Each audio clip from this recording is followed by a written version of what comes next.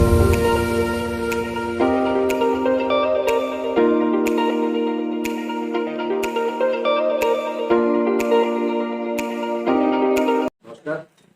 आज की क्लास में हम पढ़ने जा रहे हैं परमात्मा का कुत्ता।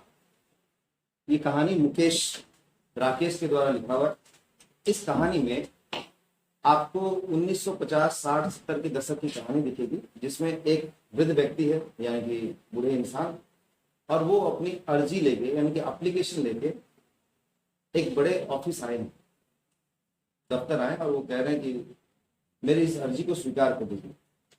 लेकिन कहते हैं ना, लोगों का काम के लिए कुछ पैसा लगता है सरकारी दफ्तरों में। ये जमाना अब बदल गया है, आज के डेट में उतना नहीं लगता, और धीरे धीरे मुझे उम्मीद है ऐसा दिन भी आएगा जब जीरो करप्शन हो जाएगा। तो मुकेश राकेश के द्वारा जो कहानी लिखा हुआ है परमात्मा का कुत्ता, इसमें उन्होंने यही साबित किया कि कई बार इंसान को अपने लिए लड़ना भी पड़ता है, अपने बातों को जोड़ तोड़ तरीके से रखना भी पड़ता है, तभी जाके लोग आपकी बात सुनते हैं। अगर आप ये सोचते हैं कि आपका बात ऐसे ही कोई मान लेगा, तो आप जैसे हजारों लाखों करोड़ों बैठे हैं। तो और बहुत सारे लोगों ने अर्जी भी दे रखा है, यानी कि एप्लीकेशन भी दे रखा है। ये व्यक्ति जो है, जिनकी कहानी है, वो एक जगह कहते हैं कि मेरा नाम 1226/7। चलिए क्या है, ये उनका फाइल नंबर, केस नंबर। जैसे आप हॉस्पिटल जाएंगे तो डॉक्टर आपका नाम से आपको नहीं पहचानता, बेड नंबर 5, बेड नंबर 6 ऐसे पहचानता। एग्जैक्टली वैसे ही यहाँ पे हमें देखने को मिलेगा क्या, कि जिस कहानी में जो पात्र हैं वो अपना नाम तक बोलते हैं कि नहीं, मैं 1226/7 हो गया। क्यों? 1226 मतलब 1226, बटा मतलब पब्लिक, 7 क्लियर। वो ये कहते हैं, इसलिए कहते हैं क्योंकि लगभग उनको ये बिलीव है कि परमात्मा, ये जो ऑफिस है, ये मेरे फाइल से ही मुझे पहचानने लगे, और वही फाइल उनका आइडेंटिटी बन गया। वो अपनी भाभी और अपने भाभी के जो उनकी भाभी की बेटी है उसको लेके आए हैं। और वो क्यों आए हैं? क्योंकि उनको सरकार ने एक जमीन दे रखा है जो 100 मरले का गड्ढा है, यानी कि 100 मनुष्य घुस जाए इतना गड्ढा है। तो बोलते भाई ये क्यों दिए? अगर जमीन अलॉट किए हो तो उसको थोड़ा ढंग का दो, नहीं तो नहीं देते, और दिए हो तो उसमें तो कुछ होने वाला नहीं, और हमारे पास इतना पैसा है नहीं कि हम उसको ठीक करा सकें। तो उसी पर उन्होंने अर्जी दे रखी है, और अर्जी के बीच ऑफिस का ऐसा वातावरण है, उस दफ्तर का ऐसा वातावरण है जहां हर एक व्यक्ति अपने काम से लगा हुआ है, और अपने काम से अपने काम से लगा हुआ है, ठीक है। और उन काम में ज्यादातर लोग सिर्फ समय बर्बाद कर रहे हैं, कोई ईमानदारी से काम करना नहीं चाहता। और इसी पे ये कहानी है। कुछ रोचक शब्दों का भी इस प्रयोग किया गया है, तो वो रोचक शब्द भी आपके सामने आएंगे। आइए शुरू करें। परमात्मा का कुत्ता। बहुत से लोग यहाँ वहां सिर लटकाए बैठे थे, जैसे किसी का मातम करने आए हों। देखो, ये कहानी शुरू हुआ है एक सिनेरियो के द्वारा कि बहुत सारे लोग सिर लटकाए बैठे थे, जैसे किसी की मातम में आए हों। मातम समझ रहे हो ना? प्रोमोटेड टू गॉड, चले गए। कुछ लोग अपनी पोटलियां खोलकर खाना खा रहे थे। पोटलियां मतलब पुराने, आज से आप हर जगह जहां देखते हो खाना पीना का दुकान हो गया है। और अगर आप स्पेशली कटक से हैं तो भैया यहाँ मैं गारंटी दे सकता हूँ, हर 500 कदम गिन लो, कुछ ना कुछ खाने का बिक्री हो रहा हो, पक्का है। चटोरों का शहर इंदौर नहीं, कटक हो जाना चाहिए। कुछ लोग अपनी पोटलियां खोलकर खाना खा रहे थे, यानी कि वो घर से पैक करके लाए थे। पुराने जमाने में आपके पास इतना फॉइल पेपर वगैरह होता नहीं था, तो अपने ही कपड़े में कुछ रोटियां, कुछ चीज बांधते ले आते थे, ठीक है। एक व्यक्ति पगड़ियां सिर के नीचे रखकर कंपाउंड के बाहर सड़क के किनारे बिखर गए थे। तो एक व्यक्ति थे जो पगड़ी, समझ रहे ना, टर्बने, तो वो उसको लेके उस पे सो गए थे। छोले कुलचे वाले का रोजगार गर्म था, माना छोला कुलचा का जो दुकान है वो खूब चल रहा है, लोग खाए जा रहे। और कमेटी के नल के पास एक छोटा मोटा क्यू लगा था। जो कमेटी था जहाँ पे काम हो रहा था, वहां पे जहाँ एक नल है यानी कि टैप है, उस टैप के पास एक छोटा क्यू इंग्लिश शब्द है, इसका मतलब है एक लाइन में लोग खड़े थे, ठीक है। नल के पास कुर्सी डालकर बैठा अर्जुन विश्राधर अर्जियां टाइप कर रहा था। और उस नल के पास कौन था? एक टाइपिस्ट। अर्जुन विश्व मतलब टाइपिस्ट, ठीक है। लेखाकार, तो वो लेख कर रहा था, क्या कर रहा था, आप जो जो बोल रहे थे वो टाइप पे दमादम अर्जुन टाइप कर रहा था, अर्जिया को टाइप कर रहा था। उसके माथे से बहकर पसीना उसके होठों पर आ रहा था। क्या आकलन है। ओके, माथे से बहकर पसीना होठों पर आ रहा था, नमकीन स्वाद लगेगा बेचारे को, लेकिन उसे पूछने की फुर्सत नहीं, पूछने की फुर्सत नहीं थी। सफेद दाढ़ियों वाले 2-3 लंबे ऊंचे जाट अपनी लाठियों पर झुके हुए उसके खाली होने का इंतजार कर रहे थे। तो कुछ लोग वहां पे वेट कर रहे थे। कौन है वो? जाट है। जाट क्या है, आप दिल्ली हरियाणा में जाएंगे ना तो जाट दिखेंगे, 6.5-7 फीट का हाइट, लंबा चौड़ा इंसान, और अगर वो गाली देना तो उनको फील होगा कि गाली दे रहा है। बाकी भारत में तुमको गाली दे तो उनको आर्टिकल प्रीपोजिशन लगेगा, नोट, बीसीसी गाली को समर्थन नहीं करता। नेक्स्ट, ऊंचे जाट अपनी लाठियों पर झुके हुए उसके खाली होने का इंतजार कर रहे थे। धूप से बचने के लिए अर्जुन बिष्ट ने जो टाट का पर्दा लगा रखा था वो हवा से उड़ा जा रहा। टाट का पर्दा मतलब 2-4 बैम्बो लगा रखा था, उसपे उसने एक कपड़ा बांध रखा था कि धूप कम से कम लगे, लेकिन वो हवा से उड़ रहा था।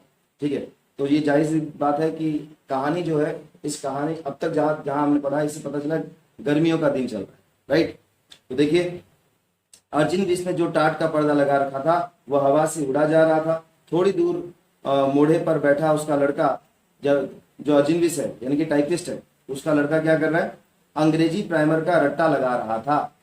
अंग्रेजी प्राइमर मतलब इंग्लिश, छोटा बच्चे को किताब होता है क्या, CAT कैट, कैट मैंने बिल्ली, BAT बोलो मेरे साथ, BAT बैट, बैट माने बल्ला, FAT फैट, फैट माने मोटा। अच्छा, हमारे पास मोटी, एनीवे तो चलेगा। तो फिलहाल ये जो चीज है ये वो बच्चा पढ़ रहा था।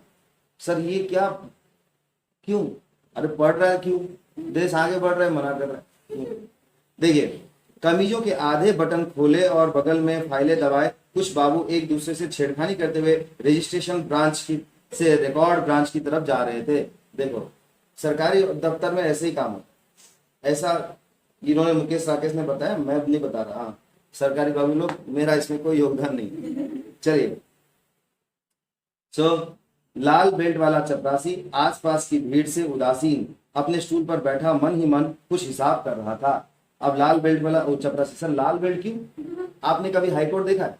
हाईकोर्ट में जज को सैल्यूट करने वाला आदमी पूरा व्हाइट ड्रेस, पगड़ी वाला, और उसका बेल्ट व्हाइट रेड होता है, और वो गेट खोलता है। जज को भीतर जाने के लिए भी गेट खोलना, पता नहीं हाथ हाथ काम करता नहीं होगा, खैर ऐसा क्या बाबूगिरी है। लाल बेट वाला चपरासी आसपास की भीड़ से उदासीन अपने स्टूल पर बैठा मन ही मन कुछ हिसाब कर रहा था। कभी उसके होठ हिलते थे और कभी सिर हिल जाता था। सारे कंपाउंड में सितंबर की खुली धूप फैली थी। अच्छा, ये महीना सितंबर का, जहाँ खुली धूप फैली हुई थी। चिड़ियों के कुछ बच्चे डालों से कूदने और फिर ऊपर को उड़ने का अभ्यास कर रहे थे। देखिए, ये कहानी लिखने का, इतना सब बोलने का मतलब ये है कि आपको पता चल जाए क्या वातावरण है, वहां पे क्या चीज चल रहा है। ठीक है, तो चिड़ियों के बच्चे बार बार नीचे आ रहे थे और फिर ऊपर जा रहे थे। एक 70-75 की बुढ़िया जिसका सर कांप रहा था और चेहरा झुर्रियों के गुंजल के सिवा कुछ नहीं था, लोगों से पूछ रही थी कि क्या वह अपने बेटे के मरने के बाद उसके नाम प्लॉट हुई जमीन की हकदार हो जाती है या नहीं।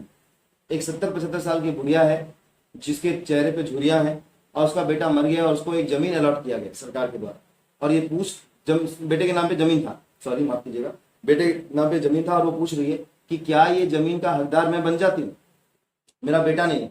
जैसे माँ बाप चले जाते हैं तो उसका लीगल हायर कौन होता है, बेटा बेटी। तो बेटा बेटी का अगर जमीन है तो क्या उस पर उसका हक होगा, ये वो लोगों से पूछ रही है। ठीक है, अंदर हॉल कमरे में फाइलें धीरे धीरे चल रही थी। 2-4 देखो, हॉल में फाइलें धीरे धीरे चल रही थी। ठीक है, 2-4 बाबू बीच के मेज के पास जमा होकर चाय पी रहे थे। ठीक है, हम भी चाय पियेंगे आज। उनमें से एक दफ्तरी कागज पर लिखा अपनी ताजा गजल दूसरों को सुना रहा था। देख रहे हो कितने नल्ले लोग ऑफिस में आके गजल सुना रहे। तुम जो इतना मुस्कुरा रही हो, क्या दर्द है जो छुपा रही हो। हाँ, काहे जी और नींद आ, ये मेरा वीडियो खराब करेगा। और दोस्त इस विश्वास के साथ सुन रहे थे कि जरूर उसने समा या 20वीं सदी के किसी पुराने अंक में से उड़ाई हो। बहुत सारे मैगजीन होते हैं ना, तो दोस्त इनसे सुन रहे थे कि हाँ कुछ लोग होते हैं ना कि हाँ सुन सुन सब लेंगे, फिर बाद में तुम्हारा मजा उड़ाएंगे। तो दोस्त इसलिए प्रेशियसली सुन रहे हैं कि उनको पता है कि किस मैगजीन से ये पढ़ के आया होगा और हमको चेप रहा है। ठीक है, अजीत साहब ये शेर आज ही कहे हैं। वो कहते हैं अजीत साहब ये जो शेर बोलने जा रहा हूँ ये आज ही लिखा है, पूरा एकदम फ्रेश है, भिंडी की तरह। या पहले कहे हुए शेर आज अचानक याद हो गए। तो दूसरा बोलते हैं यार ऐसा तो नहीं आपको पहला वाला शेर कुछ अचानक आज याद आ गया हो। सावले चेहरे और घनी मूछों वाले एक बाबू ने, देखो कितना सुंदर चेहरा, सावला चेहरा और घनी मूछें, ओके। एक बाबू ने, सोचो ओम बाद में ऐसे लिखेगा। एक बाबू ने बाई आंख को जरा सा दबा कर पूछा, सरकास्टिक होता है, जरा सा दबा कर पूछा कि आज ही वाला है तो ना पुराना वाला बच गया। मतलब जब आप किसी का टांग खींचते हैं तो ये एक तरीका है। आसपास खड़े सब लोगों के चेहरे खिल गए। यह बिल्कुल ताजा गजल, तो नहीं एकदम लेटेस्ट नया है। अजीत साहब ने अदालत में खड़े होकर हल्फिया बयान देने के लहजे में कहा, इससे पहले भी इसी वजन पर कोई और चीज कही हो तो याद नहीं। और वो कहते हैं कि जैसे अदालत में लोग बोलते हैं ना, ऐसे अगर इस सेम टॉपिक पे अगर मैंने कभी पहले कह दिया हो तो मुझे याद नहीं, लेकिन लगभग लोग मेरे हिसाब से पूरा नया। और फिर आंखों से सबके चेहरों को टटोलते हुए वो हल्की हंसी के साथ बोले, अपना दीवाना तो कोई रिश्चर्दा की मुर्तब करेगा। यानी कि हमारा अपना दीवाना कौन होगा? वही होगा जिसके जो दिलो जान से हमें पसंद करेगा। वाह क्या ये ऑफिस है ना, पार्क में बैठे। खैर, एक फरमाइशी का कहा लगा जिसे सी की आवाजों ने बीच में ही दबा दिया। जब कोई अच्छा बोल रहा हो तो लोग कहते वाह वाह वाह, जैसे लोग उसकी तारीफ कर रहे थे, किसी ने कहा क्यों बॉस आ गए। ठीक है, कह पर लगाई गई इस ब्रेक का मतलब था कमिश्नर साहब अपने कमरे में तशरीफ ले गए हैं। यानी कमिश्नर साहब जो हेड हैं वो बाबू साहब वहां से जा रहे हैं। कुछ देर का वकवा रहा जिसमें सुरजीत सिंह बल्द गुरमीत सिंह की फाइल एक मेज से एक्शन के लिए दूसरी मेज पर पहुंच गई। याद रखना इसी व्यक्ति के बारे में हम पढ़ने वाले हैं, सुरजीत सिंह बल्द गुरमीत सिंह। सर बल्द मतलब जिनके वो बेटे हैं। ठीक है, और जिस बाबू की मेज से फाइल गई थी वह 5 रुपए के नोट को सहलाता हुआ चाय पीने वालों के जमघट में आ शामिल हुआ। देखो 5 रुपए का नोट सहला रहा है, ये ब्राइब वाला पैसा है जिससे वो चाय का पार्टी देगा लोगों को। ठीक है, अजीत साहब अब आवाज जरा धीमी करके गजल का अगला शेर सुनाने लगे। अजीत साहब दूसरा शेर सुनाने लगे लेकिन आवाज धीरे था। साहब के कमरे से घंटी हुई। चपरासी मुस्तैदी से उठकर अंदर गया। बड़े बाबू लोग क्या होते हैं, कुछ चीजें खुद नहीं करते, उनको पता है ना हमने चपरासी रखा है, पियोन रखा है, क्यों रखा है, तो घंटी बजाते ही चपरासी तुरंत भीतर गया और मुस्तैदी से वापस आकर फिर सुनकर बैठ गया। सर भीतर जाके तुरंत बाहर कैसे आ गया, ऐसा कहा क्या हम करने गया? देखिए, चपरासी से खिड़की का पर्दा ठीक कराकर कमिश्नर साहब ने मेज पर रखे ढेर से कागजों पर एक साथ दस्तखत किए और पाइप सुलगाकर रीडर्स डाइजेस्ट का ताजा अंक बैग से निकाल लिया। देखो कमिश्नर साहब बहुत इफेक्टिव आदमी आए, पर्दा हटाने के लिए पियोन को बुलाए, पर्दा हट गया, जितने फाइल था सबको धड़ाधड़ साइन कर दिया। अब पुराने जमाने में पाइप चलता था, अभी सिगरेट चलता है। मैं बता दूं, एक आदमी अगर एक सिगरेट पीता है तो 11 मिनट उसके जीवन के आयु कम जाती, 11 मिनट। सर उसके साइड में जो सिगरेट का धुआं हमारे सामने फेंका हो तो हमारा ज्यादा नहीं 3 मिनट भीतर हो जाए। अगला बार अगर तुम्हारे सामने पीना उसको सलग मार, उसको बोलो तुम्हारे कारण मेरा 3 मिनट ज्यादा है। 3 मिनट के अंदर मैं किसी को कुछ बोल सकता था, कुछ दे सकता था, वो सब आशाएं विपरीत हो गई। एजेड हो बोला अंकल आपका तो पैर कब्र में है, वाई यू वांट कि हमारा भी पैर कब्र में है। अंकल रिलैक्स, आप थोड़ा बाहर जाओ, ये सही जगह है। ठीक है, आइए देखिए, तो इन सभी चीजों से अगर आप कहीं भी सहमत करते हैं और आपको लगता है ये सब चीजें मेरा नम्र निवेदन है कृपया करके ये सबसे दूर रहे, ये अच्छी बात नहीं है बिल्कुल भी। साहब के कमरे से, क्योंकि देखिए छोटी सिंपल सा एग्जाम्पल तो आप समझ में आएगा। लोग खाते हैं जुबान पेस्ट्री, भाई ये टॉली वाला छाप है, वो लोग के लिए आया था कि बेचारे बहुत मेहनत करते हैं, खा लेंगे तो भूख नहीं लगे, लेबर ग्रेड पे वो लोग जबरदस्ती बनाए। आज के डेट में जो कंपनी बनाया है उसका 480 करोड़ का घर है, तुम्हारा हो तो बताओ, 5 या 10 मिनट खा तुम रहे अमीर वो बन रहे। तो सरकार को बैन कर देना चाहिए। सरकार का ही बैन करेगा, सरकार को जीएसटी का सबसे हाईएस्ट स्लैब 28% मिलता है, वो क्यों बैन करेगा? बोलता तुम मरो, फिर हम कैंसर वार्ड लगा रखें, तुम यही आना। खैर, साहब के कमरे से घंटी हुई, चपरासी मुस्तैदी से उठकर अंदर गया और उसी मुस्तैदी से वापस आकर फिर अपने स्टूल पर बैठ गया। चपरासी से खिड़की का पर्दा ठीक कराकर कमिश्नर साहब ने मेज पर रखे ढेर से कागजों पर एक साथ दस्तखत किए और पाइप सुलगाकर रीडर्स डाइजेस्ट का ताजा अंक बैग से निकाल दिया। देखो, बड़े ऑफिस में ये होता है, सिगरेट पी रहे हैं, अपना काम 5-10 मिनट में सल्टा लिया, ठीक है। अब वो एक मैगजीन निकाल के पढ़ रहे हैं। क्या पढ़ रहे हैं देखें, लेटिशिया वॉल्डेज का लेख कि उसे इतावली मर्दों से क्यों प्यार है, वो पढ़ चुके थे। देख रहे हो टॉपिक कैसा सिलेक्शन है। ओके, और लेखों में हृदय की शल्य चिकित्सा के संबंध में, यानी कि ओपन हार्ट सर्जरी, हृदय की शल्य चिकित्सा के संबंध में जेडी रेडिकल का लेख उन्होंने सबसे पहले पढ़ने के लिए चुन रखा था। आज वो डिसाइड कर चुके हैं मैं ओपन हार्ट सर्जरी के बारे में किसका, जेडी रेडक्लिफ का जो राइटिंग पीस है वो पढ़ूंगा। पृष्ठ 111 खोलकर वे हृदय के नए ऑपरेशन का ब्यौरा पढ़ने लगे। पेज नंबर, पृष्ठ मतलब पेज नंबर 111 खोल के वो पढ़ने लगे। तभी बाहर से कुछ शोर सुनाई देने लगा। प्लीज, तभी बाहर से कुछ शोर सुनाई देने लगा। कंपाउंड में पेड़ के नीचे बिखर कर बैठे लोगों में से 4 नए चेहरे आज शामिल हुए थे। जितने लोग पहले से मुंह लटकाए हुए थे उनमें से 4 और नए चेहरे आ गए। कौन थे ये 4 लोग? एक अधेड़ आदमी था, अधेड़ मतलब 60, ठीक है, ठीक है, 60 देखियो ना, 60 ईयर के लोगों को देखो ना, मेरे को क्या देख रहे हो? देखो, जिसने अपनी पगड़ी जमीन पर बिछा ली थी और हाथ पीछे कर कर तथा टांगे फैलाकर उस पर बैठ गया था। तो उसने पगड़ी बिछा ली थी और हाथ पीछे कर, ये देखो पूरा रिलैक्स मोड होता है, ऐसे बिहारी स्टाइल।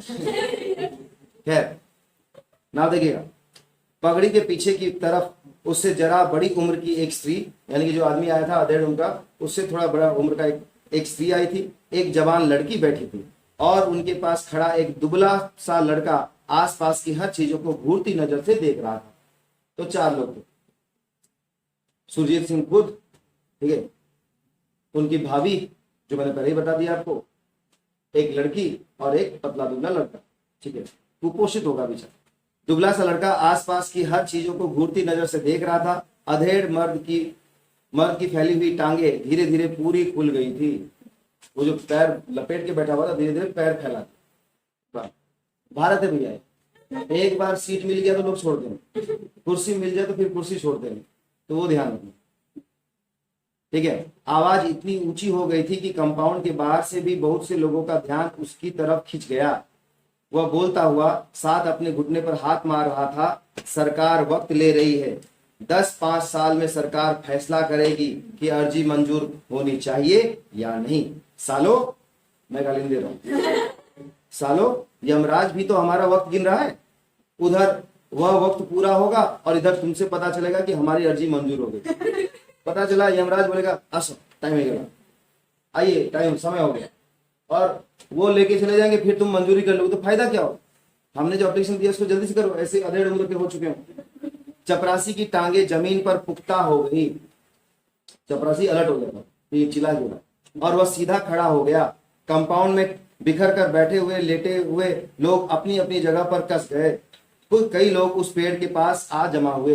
भारत में इतने नल्ले लोग हैं, एक आदमी चिल्लाए ना 100 लोग, कौन ला क्या हो? जैसे तो तुमको पैसा देगा कि तुम पूछना है। अरे सच में, एक आदमी अगर भूल चूक से किसी को एक चपाट मार दिया हो ना, 200 आदमी का भीड़ हो जाएगा। काय मारे ना, क्यों मारा? और मारा तो दिन में क्यों मारा, रात में करेगा? सब प्रॉब्लम है लोगों, ठीक है। सो चपरासी की टांग 2 साल से अर्जी दे रखी थी। अब वो बता रहा, देखो 2 साल से अर्जी दे रखी है कि सालों जमीन के नाम पर तुमने मुझे जो गड्ढा अलॉट कर दिया है उसकी जगह कोई दूसरी जमीन दो। मगर 2 साल से अर्जी यहाँ के 2 कमरे भी पार नहीं कर पाई। वो आदमी अब जैसे एक मज्जे में बैठकर तकरीर करना, जैसे बहुत सारे लोग हैं और मैं कहूं तो लोगों को मजा आए, ठीक है, तो वो जैसे लोगों से बातचीत कर रहा था, ऐसे वो बातचीत करने लगा जोर जोर से। इस कमरे से उस कमरे में अर्जी के जाने में वक्त लगता है, मतलब सरकेस्टिकली बोल रहा है ना। एक तरह से ताना दे रहा है कि एक कमरे से दूसरे कमरे में फाइल जाने में समय लगता है, वक्त लगता है। इस मेज से उस मेज तक जाने में भी वक्त लगता है, एक टेबल से दूसरे टेबल तक भी जाने में वक्त लगता है। सरकार वक्त ले रही है। लो मैं आ गया हूं आज यहीं पर अपना सारा घर बार लेकर, ले लो जितना वक्त तुम्हें लेना है। 7 साल की भूखमरी के बाद सालों ने जमीन दी है मुझे 100 मरले का गड्ढा। 7 साल का भूखमरी था, उसके बाद जमीन दिया, और वो कितना 100 मरले का गड्ढा। मैंने आपको पहले बता दिया 100 इंसान का हाइट जितना होगा उतना गड्ढा है, ठीक है। भीतर क्या कुआं खोले, छोड़ो, फिर दिया होगा भगवान ने। उसमें क्या मैं, देखो ये बेचारे क्या करें, उसमें क्या मैं अपने बाप दादाओं की अस्थियां गाड़ूंगा। अर्जी दी थी कि मुझे 100 मरले की जगह 50 मरले दे दो, लेकिन जमीन तो दो। अरे 100 नहीं चाहिए, लेकिन 50 ही दो, लेकिन जमीन तो दो। मगर अर्जी 2 साल से वक्त ले रही है, मैं भूखा मर रहा हूं और अर्जी वक्त ले रही है। चपरासी अपने हथियार लिए हुए आगे आया, माथे पर त्योरियां और आंखों में क्रोध। देखिए होता क्या है संसार में, जो चपरासी लोग होते हैं ना, उनको लगता है वो बॉस के भी बॉस। आप किसी हॉस्पिटल चले जाओ और वहां जो गेटकीपर होगा उसको लगता है डॉक्टर से ज्यादा तो ज्ञान उसी का है, और लोग भी उसको पीछे से 20 रुपया देते हैं, 30 रुपया देते हैं, लाइन कर दिया, ये कर दो, हमारा लाइन थोड़ा बढ़ा दीजिए। तो मुसीबत ये है कि हमको ये भी समझ में आना चाहिए, राइट, कि आप किसको वैल्यू दे रहे हो और क्यों दे रहे हो उसको पैसा। उसको तो आदत लग जाए तो जो भी काम करना वो भी नहीं करेगा। और सच यही है कि चपरासी लोग लगता है कि उसको अपने बॉस से ज्यादा ज्ञान, उसका ज्यादा वैल्यू, लोग उसको ज्यादा पूछते हैं, कभी वो गेट के भीतर घुसने देगा, है ना, उसको इस चीज का घमंड है, ठीक है। चपरासी अपने हथियार लिए हुए आगे आया, माथे पर त्योरियां और आंखों में क्रोध। आसपास की भीड़ को हटाता हुआ वो उसके पास आ गया। ए मिस्टर, चल यहां से बाहर। अपने हथियारों को पूरी चोट से साथ कहा, चलो। देखो क्या होता है, आप जबरदस्ती जो किसी को करते हैं तो हथियार को लगाते हैं, उठ यहां से। फिर ये साहब बोलते हैं, मिस्टर आज यहां से नहीं उठ सकता। वो आदमी अपनी टांगे और थोड़ी चौड़ी करके बोला, मिस्टर आज यहाँ का बादशाह है। पहले मिस्टर देश के बेताज बादशाहों की जय बुलाता था, अब वह किसी की जय नहीं बुलाता, अब वह खुद का यहाँ का बादशाह। बेताज बादशाह, उसे कोई लाज शर्म नहीं है। वो बेताज बादशाह है, उसे कोई लाज शर्म नहीं है, उस पर किसी का हुक्म नहीं चलता, वो किसी की बात आज नहीं सुनेगा। समझे चपरासी बादशाह। देखिए ये इतना खराब लगता है, माफ कीजिएगा अन्यथा मत लीजिएगा, जिस आदमी का जो पोस्ट हो अगर तुम वो बोल दो सरेआम तो उसको बहुत चुप जाता, ठीक है। मैंने पहले कह दिया आपको, अगर मान लेते हैं कोई डेढ़ बैटरी को, सर किसको बोलते हैं डेढ़ बैटरी, ऐसे तो उसको डेढ़ बैटरी बोल दो, उसको टेंशन हो जाएगा, भाई तुम है क्या टेंशन है। कोई गेड़ा हो, मैंने पहले कह दिया माफ कर दीजिए सर, माफ कर दिया बोल के सब बोल रहे। सो कोई गेड़ा हो और तुम एक गेड़ा इधर, खराब लग सकता है उसको, लग रहा है, छोड़ो।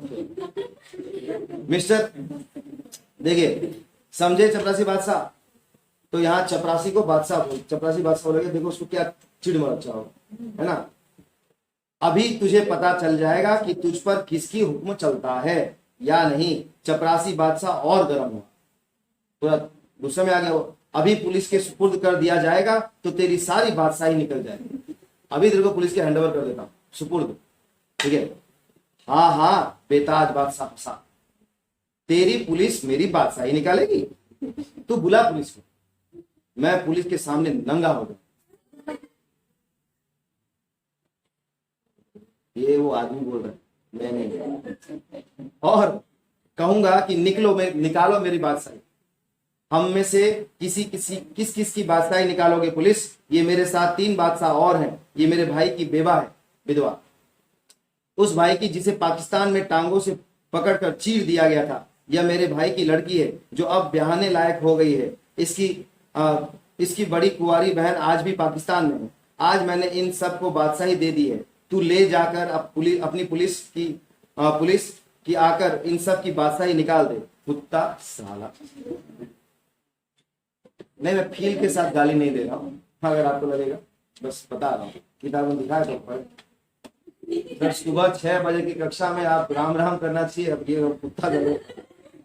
आइए, अंदर से कई एक बाबू निकल कर बाहर आ गए। बाबू अब इतना जोर से गाली देगा तो बाबू भीतर के बाबू बाहर आके आ गए। कुत्ता साला सुनकर चपरासी आप आपे से बाहर हो गए। अब किसी को तुम गाली दोगे तो अपने कंट्रोल से बाहर होगा ना। यह तैश में वो बाहर से पकड़कर घसीटने लगा, और अब हाथ पकड़ लिया उसको घसीटने लगा। तुझे अभी पता चल जाता कि कौन साला कुत्ता है, मैं तुझे मार मार कर डॉट डॉट डॉट गाली दे रहा हूँ, फील करो। नेक्स्ट, और उसने उसे अपने टूटे हुए बूट की एक ठोकर दी। चपरासी है ना, टूटा हुआ बूट होगा, उसे ठोकर दे दिया बेचारे। स्त्री और लड़की सहम कर वहां से हट गई। देख रहे हो, यही प्रॉब्लम है स्त्री लोगों में। बेचारा देवर बाहर खा रहा है, वो बोलते खाओ खाओ जा बाहर खाने दो, तो वो सहम कर साइड हो गई, क्योंकि वो अपने को सेफ रखना चाहता। चपरासी फिर भी बड़बड़ाता रहा, कमीना आदमी दफ्तर में आके गाली देता है, मैं अभी तुझे दिखा देता कि डॉट डॉट डॉट फिर फील करो। एक तुम ही यही यहाँ एक सेकंड, अब देखो, अब जो आदमी वो क्या होता है, एक तुम ही नहीं, यहाँ तुम सब के सब कुत्ते हो, यूनिवर्सल कुत्ते हो। वो आदमी कहता रहा तुम सब भी कुत्ते हो और मैं भी कुत्ता हूं। सॉरी, फर्क इतना है कि तुम लोग सरकार के कुत्ते हो और हम लोगों की हड्डियां चूसते हो और सरकार की तरफ से भौंकते हो। मैं परमात्मा का कुत्ता हूं, मैं भगवान का कुत्ता हूं, ठीक है। उसकी दी हुई हवा खाकर जीता हूं और उसकी तरफ से भौंकता हूं। उसका घर इंसाफ का घर है, मैं उसके घर की रखवाली करता हूं। तुम सब उनके इंसाफ की दौलत के लुटेरे हो, क्योंकि वो तो सबको बराबर करके भेजे थे। तुम हमारा पैसा लूट लूट के क्या हो गए, हमको गरीब बना रहे हो, हमको प्रॉब्लम में रख रहे हो। तुम पर भौंकना हमारा फर्ज है, मेरे मालिक का फरमान है। मेरा तुझसे असली बैर है, कुत्ते का बैरी कुत्ता होता है। मतलब सर कुत्ते का दुश्मन कुत्ता होता है। कैसे, देखो आप कई कोई बोलता ना सर ये एरिया मेरा है, कई बच्चे बोलते मेरा ये भाई एरिया कुत्तों का होता है, इंसान का नहीं होता। कई स्टूडेंट बोलते हैं सर वो सुताहट का वो गली देखें वो एरिया मेरा है। अरे तेरा क्या कुत्ता है, नहीं हो सकता। रीजन आप देखिए, क्योंकि बात सीधी सी है। क्या आप मार्क किए होंगे कि कुत्ता लोग के अपना एरिया डिसाइडेड हो, अगर कोई एक कुत्ता उधर से क्रॉस किया ना, भयानक तरह से दौड़ेंगे उसमें, तो कुत्ते का बैरी कुत्ता हो। तो सर इसका मतलब कुत्ता लोगों का फ्रीडम नहीं है कि जहां चाहो उतना घूमो ना, उनका एरिया स्पेसिफाइड है, उसी के अंदर तुमको रहना पड़ेगा, ठीक है। आज कुछ ज्यादा ही अंग्रेजी बोल रहा हूँ। एनीवे, कहाँ गया, तुम मेरे दुश्मन हो, मैं तुम्हारा दुश्मन हूं, मैं अकेला हूं, इसलिए तुम सब मिलकर मुझे मारो, मुझे यहां से निकाल दो, लेकिन मैं फिर भी भौंकता रहूंगा। तुम मेरा भौंकना बंद नहीं कर सकते। मेरे अंदर मेरे मालिक का नूर है, मेरे वाहिगुरु का तेज है। मुझे जल्द बंद जहां बंद कर दोगे मैं वहां भौंकूंगा और भौंक भौंक कर तुम सबके कान फाड़ दूंगा।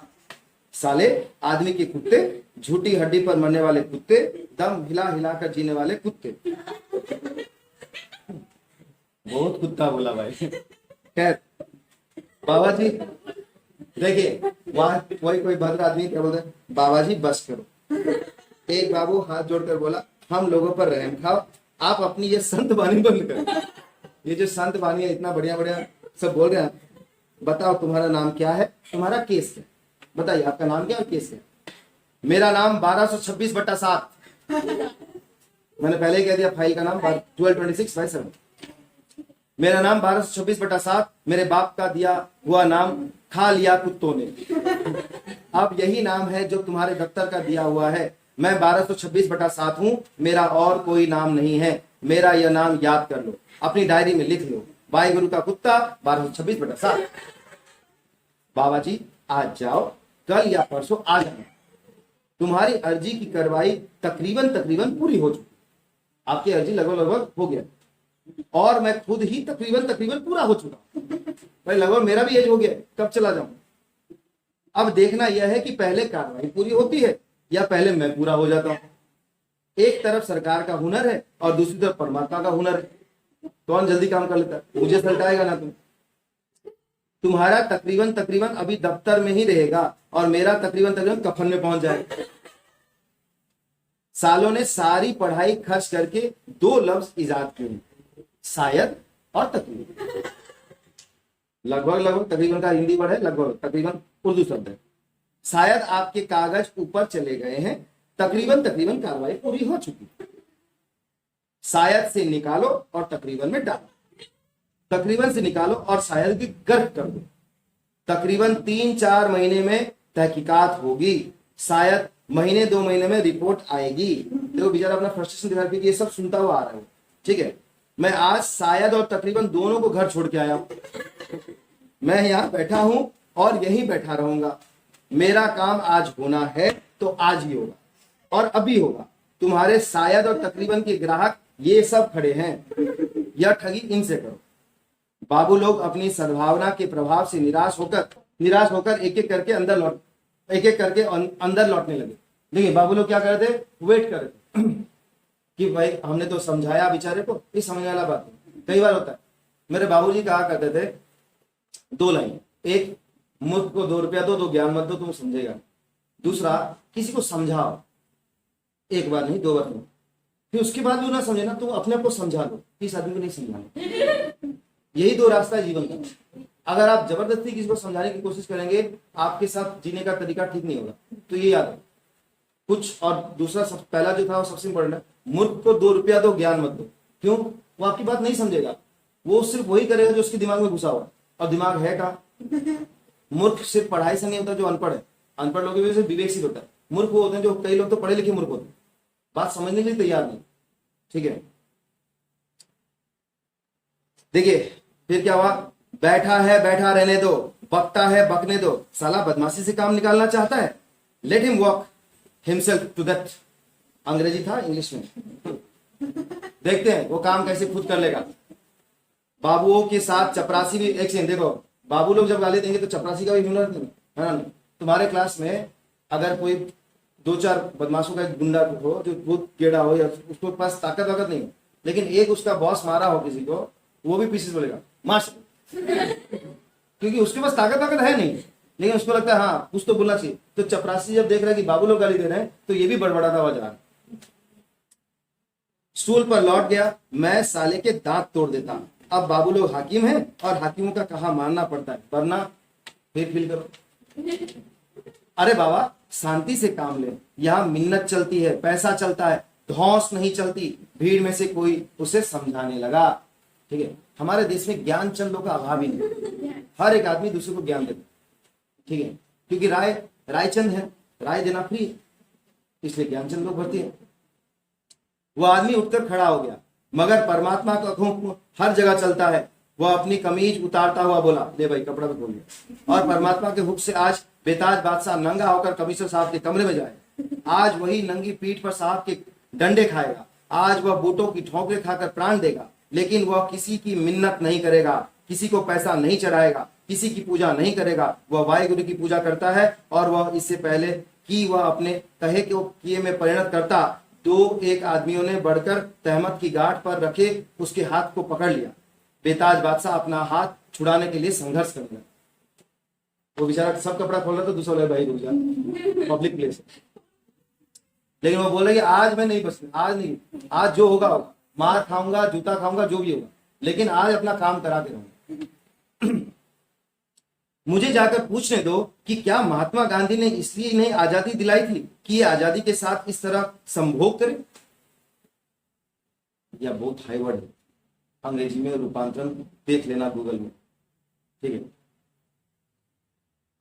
महात्मा गांधी ने क्या इसीलिए आजादी दिलाई था कि ये लस्ट वाला काम सब आजादी के साथ करें, ये वाला हालचाल, उसकी मिट्टी खराब करें, उसके नाम पर कलंक लगाएं, उसे टके टके की फाइलों में बांधकर जलील करें, लोगों के दिलों में उसके लिए नफरत पैदा करें। क्या इसीलिए हम आजाद हुए थे कि हर एक आदमी अपने ही देशवासियों को लूटेगा? अंग्रेज तो लूटते ही थे, अब ये भी लूटेंगे तो क्या फायदा। इंसान के तन पर कपड़े देखकर बात इन लोगों की समझ में नहीं आती। शर्म तो उसे होती है जो इंसान है। मैं तो आप कहता हूं कि मैं इंसान नहीं, कुत्ता हूं। सहसा मतलब हठात, सडनली भीड़ में एक दहशत सी फैल गई। कमिश्नर साहब अपने कमरे से बाहर निकल आए थे। वे माथे की त्योरियों और चेहरे की झुर्रियों को गहरा किए भीड़ के बीच में आ गए। क्या बात है, क्या चाहते हो तुम? आपसे मिलना चाहता हूं साहब। वह आदमी साहब को घूरता हुआ बोला, 100 मरले का एक गड्ढा मेरे नाम अलॉट हुआ है, वह गड्ढा आपको वापस करना चाहता हूं ताकि सरकार उसमें एक तालाब बनवा दे और अक्सर लोग शाम को वहां जाकर मछलियां मारा करें, या उस गड्ढे में सरकार एक तहखाना बनवा दे और मेरे जैसे कुत्तों को उसमें बंद कर। ज्यादा बकबक मत करो और अपना केस लेकर मेरे पास आओ। मेरा केस मेरे पास नहीं है साहब, 2 साल से सरकार के पास है, आपके पास है। मेरे पास अपना शरीर और 2 कपड़े हैं। 4 दिन बाद ये भी नहीं रहेंगे, इसलिए इन्हें भी आज ही उतार दे रहा हूं। इसके बाद बाकी सिर्फ 1226/7 रह जाएगा। 1226/7 को मार मार कर परमात्मा के हुजूर में भेज दिया जाएगा। यह बकवास बंद करो और मेरे साथ अंदर। और कमिश्नर साहब अपने कमरे में वापस चले गए। वह आदमी भी कमीज कंधे पर रखे उस कमरे की तरफ चल दिया। जब आदमी बहुत टायर्ड हो तो कमीज कंधे पर रख लिया, ठीक है, शर्ट को उन्होंने अपने यहां पे रख लिया। 2 साल चक्कर लगाता रहा, किसी ने बात नहीं सुनी। खुशामदे करता रहा, किसी ने बात नहीं सुनी। वास्ते देता रहा, कसम देता रहा, आपको अपने बेटे की कसम, बेटी की कसम, भगवान का वास्ता, किसी ने बात नहीं सुनी। चपरासी ने उसके लिए चिट उठा दी और कमिश्नर साहब के कमरे में दाखिल हुआ। देखो, जो गाली दे रहा था उसके लिए उसको गेट खोलना पड़ा। कर्मा। घंटी बची, फाइलें हिली। देखो, बाबू साहब ने घंटी बजाया, भाई 1226/7 का काम करो। बाबुओं की बुलाहट हुई और आधे घंटे के अंदर बेताज बादशाह मुस्कुराता हुआ बाहर निकला। काम हो गया। उत्सुक आंखों की भीड़ ने उसे आते देखा तो वो फिर बोलने लगा, चूहों की तरफ बिटर बिटर देखने से कुछ नहीं होता। भौंको भौंको, सबके सब भौंको, अपने आप सालों के कान फट जाएंगे। भौंको कुत्तो, भौंको। मतलब वो बोल रहे हैं कि आप अगर चिल्लाएंगे नहीं, अपने लिए स्टैंड नहीं करेंगे। अंग्रेजी में भी आपने पिछले साल पढ़ा था, स्टैंडिंग अप फॉर योरसेल्फ। कई बार अपने लिए लड़ना पड़ता। विनती कीजिए, तरीका सही कीजिए, लेकिन जब तरीका का भी एक लेवल होता है, हर चीज का एक लेवल है, जब वो क्रॉस कर जाए ना, उसके बाद अपने आप को समेट लीजिए, भैया और नहीं होगा, तो आप फ्रस्ट्रेशन लेवल में आने आगे। तो यहाँ फ्रस्ट्रेशन लेवल में आ गए। उसकी भौजाई दोनों बच्चों के साथ गेट के पास खड़ा इंतजार कर रही थी। लड़के और लड़की के कंधे पर हाथ रखते हुआ वह सचमुच बादशाह की तरह सड़क पर चलने लगा। हयादार हो तो सालों साल मुंह लटकाए खड़े रहो। अगर तुम किसी के बिन्नतें सुनो, मेरा काम करवा दीजिए, मेरा काम करवा दीजिए, तो कई साल बीत जाएंगे, काम होने वाला नहीं है। देखिए, मैं भी मानता हूं ये बात, कई बार आपको अपने लिए लड़ना पड़ता है और बहुत जी जान से जवाब देना पड़ता है, क्योंकि अगर आप अपने लिए लड़ेंगे नहीं ना, तो आपका काम होने वाला नहीं। इसका मतलब ये नहीं कि आप हर जगह लड़ना शुरू कर दें। ट्यूशन आओ, एक आदमी को हाथ उठा के फेंक दो, हट मेरा, ऐसा नहीं हो। तो अर्जियां टाइप कराओ और नल का पानी पियो, सरकार वक्त ले रही है, नहीं तो बेहिया बनो। बेहियाई 1000 बरकत। सर बेहिया ये उड़िया वर्ड है, आप लोगों को पता होगा, ठीक है। बेशरम, क्या बेशरम बनो। वह सहसा रुका और जोर से हंसा। यारो, बेहियाई 1000 बरकत, सही बात है। देखो, जब वो बदमाशी पे उतरा, चिल्लाया, चीखा, कपड़ा निकालने लगा, तब जाके उसका काम हो। कमिश्नर साहब नहीं आते तो शायद आज भी उसका काम नहीं होता। 2 साल से ऐसे ही पेंडिंग चल रहा है। उसके चले जाने के बाद कंपाउंड में आसपास मातमी वातावरण पहले से और गहरा हो गया। देखिए, आपका दोस्त फेल हो तो आपको दुख होता है, टॉपर हो जाए तो ज्यादा दुख होता है। 3 इडियट्स का लाइन है, तो वही वाला हालचाल यहाँ। एक आदमी का काम नहीं हो रहा हो, तुम्हारे साथ भी बैठा है, तो तुमको लगेगा तुम्हारा भी काम नहीं हुआ, बड़ा दुख। और तुम्हारे सामने वो आके काम करके निकल जाए, इसका हो गया, भगवान मेरा नहीं होगा, ये वाला हाल। उसके चले जाने के बाद कंपाउंड में और आसपास की मातमी वातावरण और गहरा हो गया। भीड़ धीरे धीरे बिखर कर अपनी जगहों पर चली गई। चपरासी की टांगे फिर स्टूल पर झूलने लगी। सामने के कैंटीन का लड़का बाबुओं के कमरे में एक सेट चाय ले गया, ठीक है। कैंटीन का लड़का चाय लेके गया सबके पास। अर्जिन बिस चाय कौन सा, वही 5 बैकअप जो निकाला था चाय का, अभी आया। अर्जिन बिस की मशीन चलने लगी, टाइपिस्ट, और टिक टिक की आवाज के साथ उसका लड़का फिर अपना सबक दोहराने लगा। PEN पेन, पेन माने कलम, HEN हेन, हेन माने मुर्गी, DEN डेन, डेन माने अंधेरी गुफा। देखिए, शुरू किया था CAT कैट से, अब P पे पहुंच गया। देखो, कहानी भी खत्म हो गई। आज के इतना ही। थैंक यू, धन्यवाद, नमस्कार।